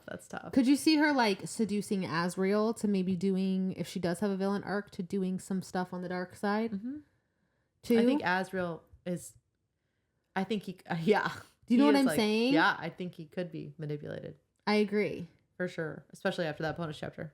I agree. That's a good one. That'd be interesting. I'm trying to think. Do you have anything thoughts on Tamlin? I would like to see him have a bit of a redemption arc. If he doesn't, it's fine. If he does, that's great. Did you happen to read the thread that I started on that one group that I was talking about on Facebook? Okay, so this question, I asked a bunch of questions about a bunch of characters. This one got the most comments. Okay. People are really interested in this one. A lot of people seem like they don't care. They're like, he can rot in the forest in his beast form. Right. I don't care. Right. Some people say he and Elaine are actually mates. And I think, did you say that earlier? We talked about how people ship the two of them. Oh, okay, so here's the mate theory. And I was like, does the mating bond jump around? Here's the theory. Tamlin had more of a reaction to Elaine going into the cauldron than he did towards Feyre while under the mountain. And he did, but it was like, hey, stop that. Lucian, well, and also it was like two completely different situations. Yeah, well, we're just gonna move past it. Yeah. Does this suspend your disbelief? Lucian stepped in at that point and said, "You're my mate. You're my mate," because he wanted to hide that from everyone else that she was actually Tamlin's mate. And he did that previously when Reese visited the manor at the spring court Under the Mountain, when Lucian said, "Oh, she's my girlfriend," trying to hide from Reese that it was actually like Tamlin's love interest. And that would excuse Lucian's casualness with like hanging out with a band of exiles and not wanting to be around or not like not being able to stay away from her or whatever. Which is like so, it's out of pocket, but it would be, I've actually definitely seen that theory. And there's two things that discredit that in my opinion. Mm-hmm. One, when they had Lucian speak with her, when he tugged on the inner bond. And like, yes, there's a bond. She literally had like a visceral reaction to it. And then two, this is actually interesting too. Asriel could smell the bond on them, which is why he stayed in the corner during the second solstice. A lot of people can smell the bond, yeah. No, so not only if you can accept it, can you smell it, but if before it's accepted, before it's like cultivated, before it's actually a thing.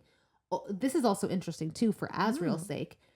Only otherworldly creatures can smell the bond. Like before Reese and Feyre had accepted it and had their whole thing, Amryn could smell it, but she's the only one. Weird. But she's also from another world. So Asriel's part. So what's Asriel's deal? Something. Could it be the shadow thing?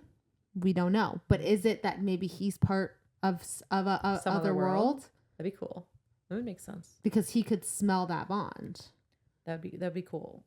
That would be kind of cool. But I don't think Tamlin and Elaine are mates. No, and for the reasons I said earlier, I don't think they'd even be a good pair. No.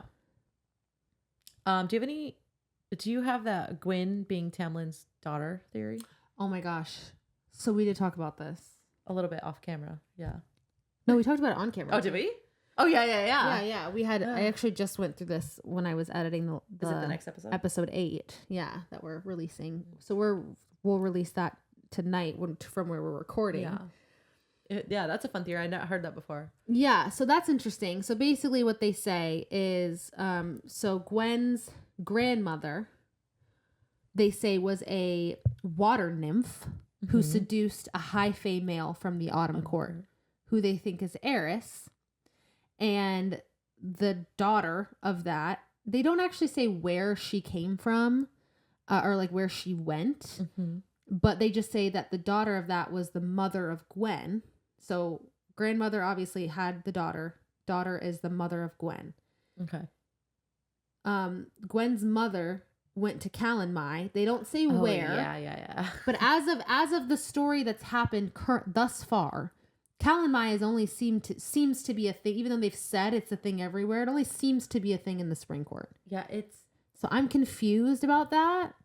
Right, and I think as someone mentioned that Tamlin has more of affinity, like his powers are more connected to the lands. So maybe it's just a bigger thing in the Spring Court. Well, so basically, she went to Calanmai, where people assume that it's the Spring Court, and that's where she got pregnant with twins, which was Katrine, however you say her name, and Gwen.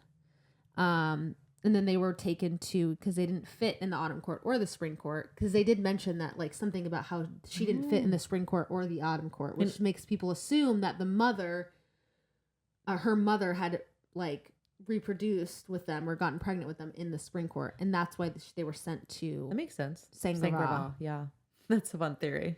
That'd be crazy. That'd be crazy if her grandmother was Eris and her father was Tamlin, which would probably mean more than likely that she would have abilities of fire and shapeshifting. That'd be cool. Shapeshifter. Like, wouldn't that make sense? I would love that. I hope so. That'd be cool. It'd be fun. Which would be crazy. And then she'd be a 1/4 water nymph, which is why she's so nimble. Yeah, and like tall and skinny. Isn't she? I like it. And like redheaded. Yeah. A lot of people say Tamlin's already been redeemed with what he did for Elaine, Feyre, and Rhys. Which is like, I disagree. He says they say he doesn't need a redemption arc, but maybe a healing arc. I could see a healing arc. I did like that.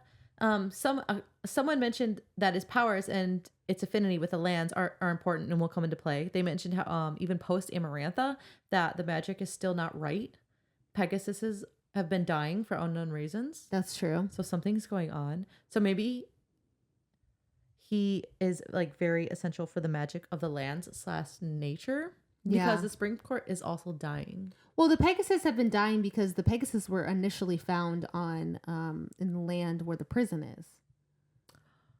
And since the prison's now barren, whatever they had on that land, they say that was connection to that. Oh, okay. That's interesting. And now that land's barren, whatever they were eating and feeding off of and whatever, when that was a full-blown court, has now died off due to the evil in the land. So I think one of them, maybe Nesta or Elaine, is going to bring that court back to life. I would love to see that happen. I agree. Maybe he doesn't need a redemption arc in the eyes of Rhysand and Feyre. Like, sure, I don't even think that they want one, whatever. I think he needs a redemption arc in the eyes of the people that live in the fucking Spring Court. Because at the end of the day, everything that happened to the Spring Court was a direct correlation to his actions. Yeah. And he fucked over a lot of people. Oh, yeah. His people. And he's done nothing to reclaim those lands, to make them better. So I 1000% think he needs to have a redemption arc. However, it's not to Rhys and Feyre. Right.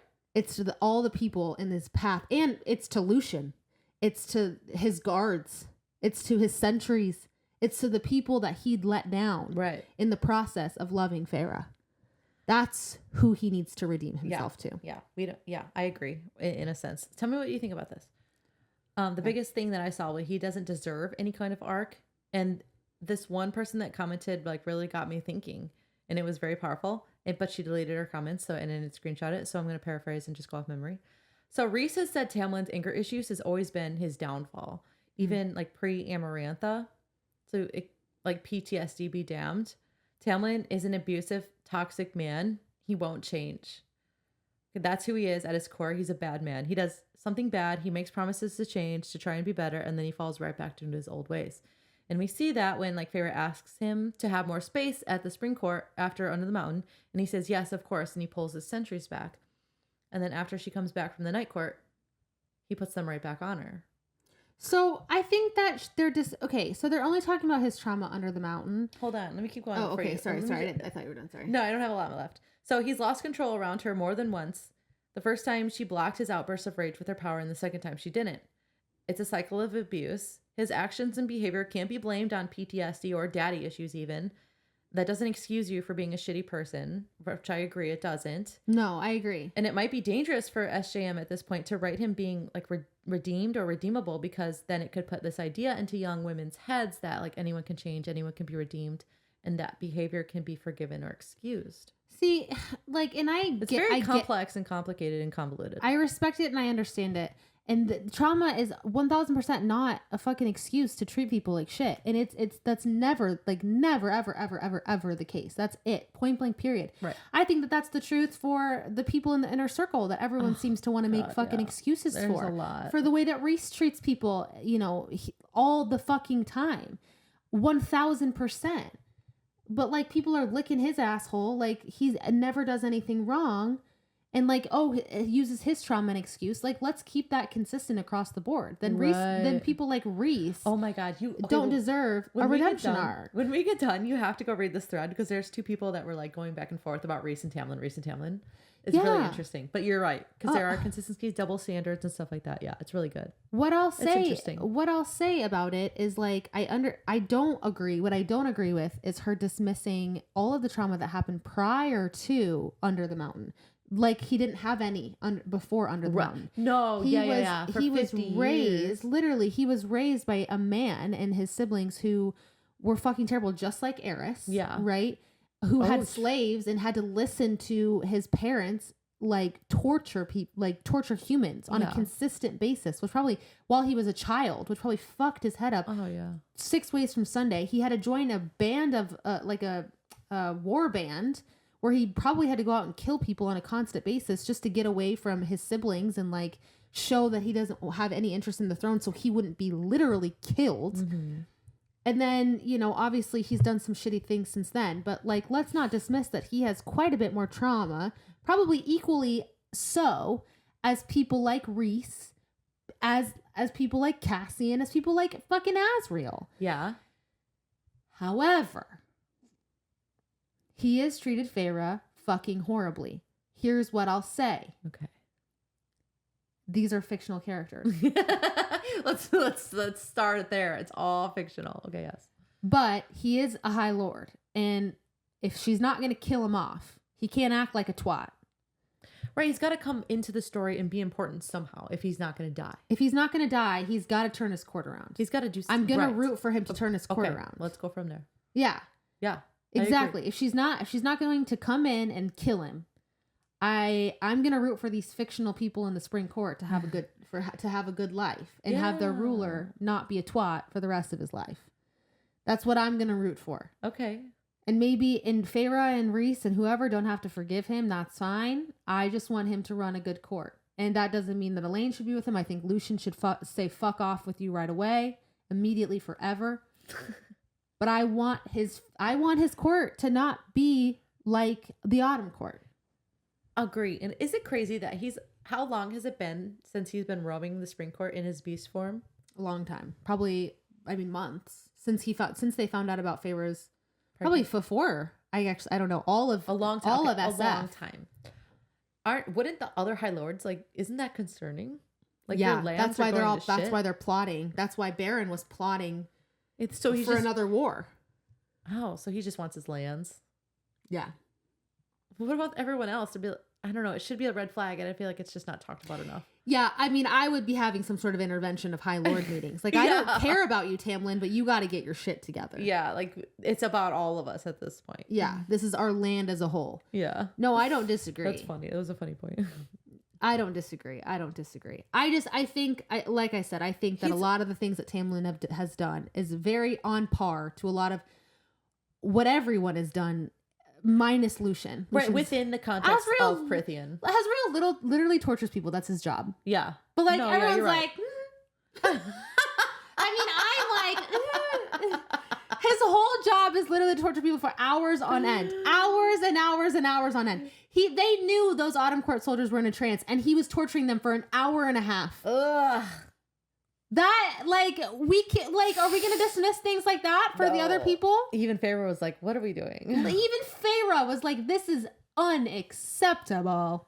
Oh, yeah. It's interesting. Go read that thread, because there's a lot of back and forth about that. I don't know. Maybe that's a bad point, but I just... Tamlin's very complex. He's a complex I'm not landed person. either way with him. I think he's going to be essential in the like upcoming war or whatever, because even Lucian has said like you're going to need him. Yeah. So I just don't know how it's going to play out. I think he'll do something really great and really big, and then he'll die. Like he'll be a like sacrifice, and like die as a hero, and everyone will remember that. Like, I think that's kind of what will happen. I think, and that's fine. Yeah. I don't need to see it. I don't need to hear about it anymore. Exactly. Yeah, that's fine. If she kills him off, fucking cheers. S-Jam. Cheers. I feel the same way. Do you have any thoughts on the Band of Exiles about like Lucian or like even Vassa and Jurian? Vassa and Jurian, if they don't get married, I will riot in the streets. Yeah, they're definitely got some energy going on. But it is interesting because Vassa has her own lands and she hasn't been able to return to them. And I wonder if like the lands underneath Prythian are just going to remain her lands. If Jurian will take those over and like they'll separate at some point, or like what will happen there. It's very interesting to me that whole situation. They talked about those lands never having had a queen or a king or whatever. Maybe those will get absorbed into the fairylands of Prythian if they have some sort of resolution between the Fae and the humans. Yeah. Okay. And they'll be under some. I could see it being under the jurisdiction if Elaine becomes the High Lady of the Spring Court. I could see that being under her jurisdiction as having been someone who was human. Yeah, can understand the human side of things. Yeah, and also is currently a Fae. So being able to protect the lands, and then I could see Jurian and Vassa going back to Vassa's lands. I like it, and ruling her lands together. But I definitely think it plays out, everything like that. Yeah. Ooh, I like it. I'm very like back and forth with Elaine as well. I could like her having a good arc. I could like her having a villain arc. I just don't know where she's going to go. She can't stay like this. She can't. Yeah. She simply cannot. Okay, I have another thing. Feyre offered her soul to the cauldron to save Nesta and Cassian, and the cauldron didn't respond, but Elaine did step out of the shadows and stab the King of Hybern. So when was the last time she checked herself for bargain tattoos? Oh, no. Can you imagine? I don't think that there was an actual bargain there. I think that the cauldron knew Elaine was coming.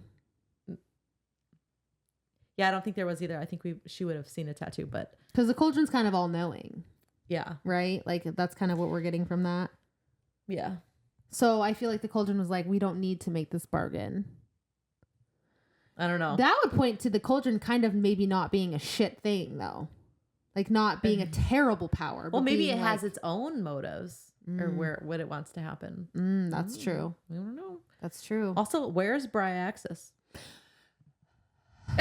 Why is like the priority to find Fear incarnate just like solo? Well, to be fair though, Bryaxis has been gone for 14 months at this point. He could be. No, probably more than that. So probably where's he at? almost 2 years. And they haven't even heard. They have heard nothing. And when I say nothing, they haven't even heard of people being slaughtered by Bryaxis. So what is he doing? Dude, I think he's just like trying to see the world. I think he's traveling. Just traveling. I think he's just live, laugh, loving it. I love it. I hope so. I genuinely do. I totally do. Because every time they talk about him, they're like, we'll worry about it later. Well, I mean, if he's not causing any trouble, like, I'd let him just kind of roam too. Yeah. Because at the end of the day, like, their first bargain with Bryaxis was going to be to free him. Yeah, Bryaxis, he said he didn't ever want to leave. That was his home. Yeah, but maybe he's like, before I go back to my home, I'd like to see what's out there. He did want a window, so he is interested in the world and seeing stuff. So that was just funny. That's all I got, I think. Do you have any more like forbidden ships or anything? Oh, there was one thing about. I'll read this quickly, just because. Fuck it. This is our last. We should have gone. I should have put this on the when we talked about Tammy. But there was a person out there. This has gone through many a different pages that I've seen it on. I've seen it on TikTok. I've seen it on Facebook. So the creator is Krogan Blackbeak, which apparently is from. Pretty sure that's from Throne of Glass. Okay, from what I've read. So it said that Amarantha wanted Tamlin so bad she cursed Prythian for 50 years, held Prythian hostage basically till Tamlin would come around and accept her, either of his own free will or until the time ran out. Tamlin set up Feyre, right? And the Night Court kidnapped and NC. It's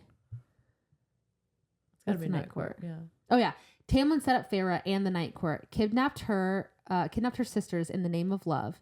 He has no respect for the mating bond. He had Hybern try to break it, takes her away from her mate. These two are more alike than we realize, and were probably mates. Tamlin probably just rejected the bond because he hates Amarantha so much. But mates are equal, not true love. Love is a bonus. I've seen things that Tamlin's mate is Amarantha. I've also seen things that Tamlin's mate was Rhys's younger sister. I did see that as well. I've seen a lot of things about that, but I feel like that's a theory that we'd have to get into while reading the other books, because I've heard who killed Rhys's sister and mom? Tamlin and Tamlin's family. But I've heard theories that Tamlin went to save her. Do you think they got her out, and somehow she was transported to another world, which could have potentially been Crescent City? Could they be alive still? Not the mom, I don't think, but the sister potentially. Do you think Tamlin? Wait, okay, so Tamlin transferred Rhys's sister to a different world. How could he have done that? They say that they think that the pool of starlight, the pond of starlight, potentially. They think that, from what I've seen, they think that the mother. Have you read Crescent City? No, but I have heard this like little like tidbits of this theory. Like Rune's mother, the one that looks so much like because Rhysand and Rune look very, very similar, like very, very similar. Essentially, I guess from what I've seen. One of the characters from Crescent City. Oh. They think that his mother is potentially Rhys's sister. I think that his mother. Rune's mother is potentially Rhys's sister. Oh, okay. We'll see. That would be crazy. It's all connected somehow. Go read it. Maybe that's why Rhys is so like connected to the other ones, because maybe like it's more so his family and not his power. Familial. Oh, I would love that. I would too. I think that might be a thing, because so I did hear someone on another podcast say, if you are more into Throne of Glass versus A Court of Thorns and Roses is like more smutty girls over here in Court of Thorns and Roses, and more like romance over in Throne of Glass. And I'm just burning through book 5 of Throne of Glass these past couple days, and it's very, I can see it. Romance? Yeah, I'm chapter 54 and you're chapter 50. You're chapter 55. But no, what was your chapter 48? The Hewn City. Chapter 42. 42. So yeah, and that's funny. But ever since I heard that, I'm like, I do like the romance part of it. No, I do too. I don't need the smut. I do too. It is fun. Listen, you have to understand, before I read ACOTAR, all of the stuff that I'd ever read hadn't ever been smut. Truly. Like really anything. Twilight. Anything that I had read for fun, which had been like the Hunger Games, vampire, like a bunch of vampire shit, you know. I read any vampire series you could ever think of. Yeah. Like literally every single fucking vampire series. What was that one with like they went to that school? Oh my God, what was that one? But I read it. Crescent. I did. Where they had like marked, where they would literally have like a whole ass vampire like civilization that was hiding because they were like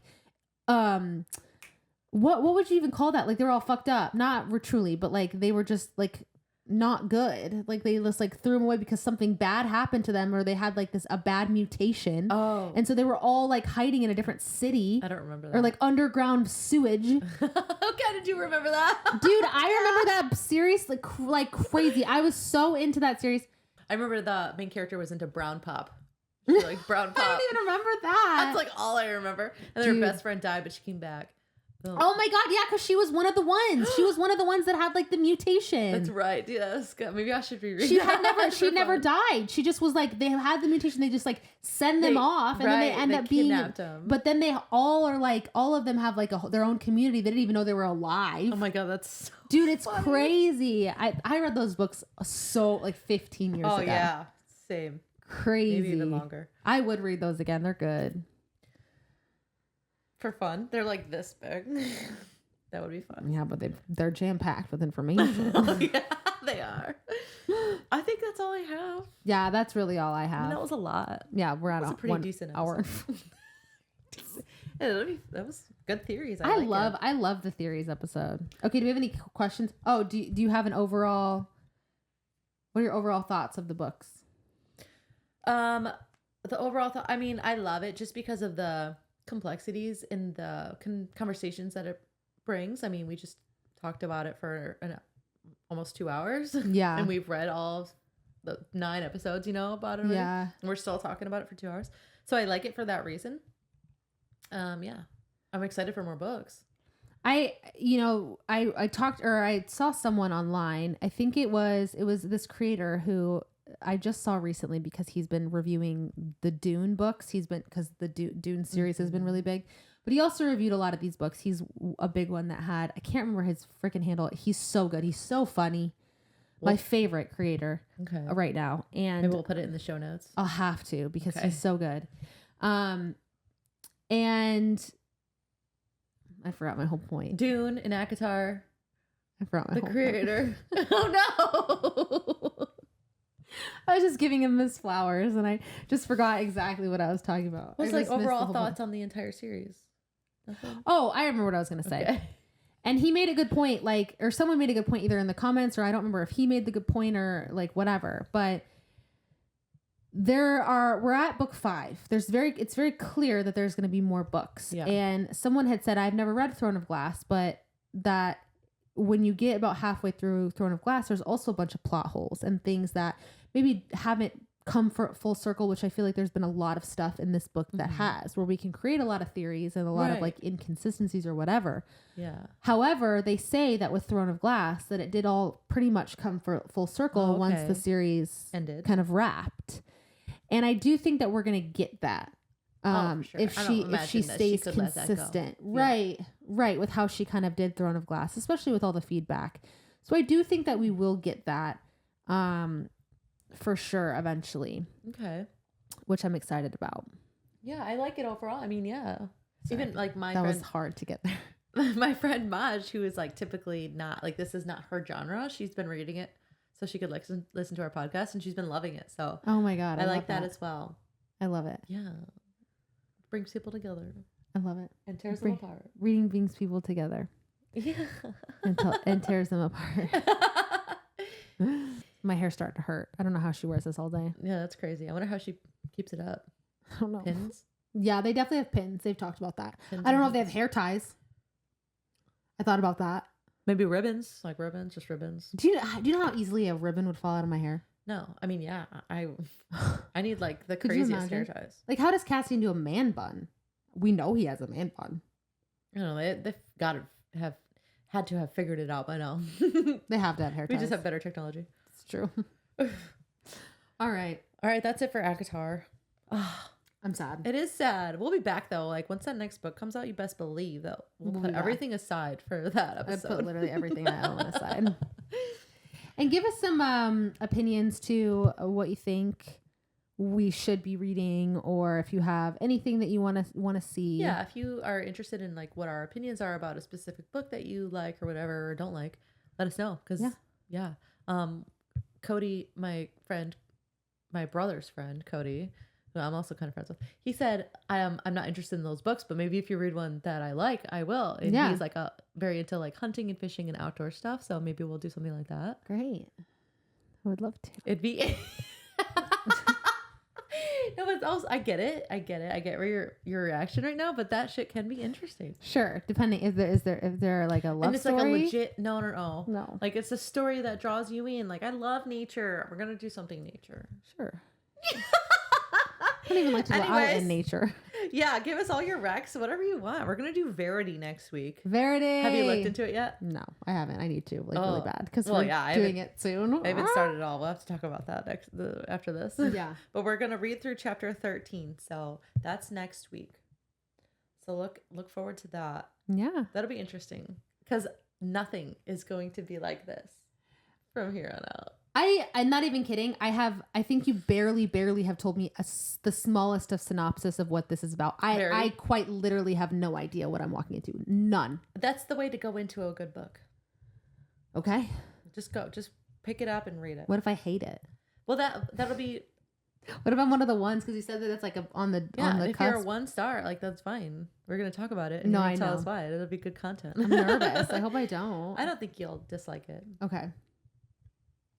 I'm excited. But there are trigger warnings. I'll give it to you later. Okay. I think that's it. Okay, yeah. So Verity next week. Thanks everybody. Thank you so much for listening. Yes, thank you. Thanks for being here. If you have any comments, questions, or concerns, email us at litlibationspodcast@gmail.com. Yeah, and still send us some fan art and fanfic if you're listening to this and it's like weeks. We've moved on from this. We'll circle back. We'll circle back. Yeah, we'll read those. That'll be so fun. Absolutely. All right. That's it. Oh my gosh. Okay. All right. Well, until next time. First half of Verity. To the stars who listen. And the dreams that are answered. Oh, it's so sad. Bye. Bye.